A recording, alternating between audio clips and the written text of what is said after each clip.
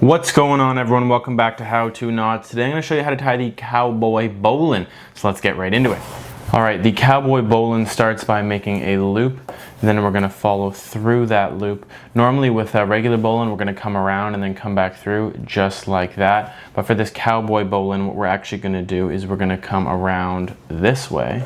Okay, and then we're going to go back through this side here, and we're going to make sure that it's on the outside of this standing in, so it's over here. Okay, and I'm going to tighten by pulling here and here. Okay, just like that. All right, make sure to dress this all nicely, and there is a cowboy bowline. So what you'll see is that a cowboy bowline, when I compare it here to a original bowline, let me just dress this. So this is the original bowline. As you can see, the tag end here. The tag end is coming on the inside of this loop, right?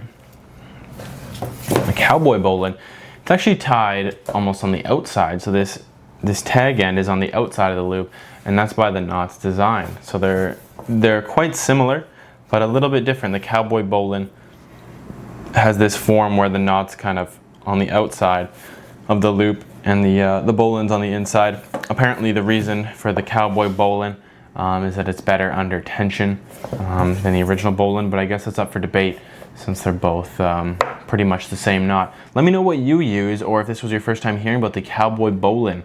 Yeah, and I'll see you in the next tutorial.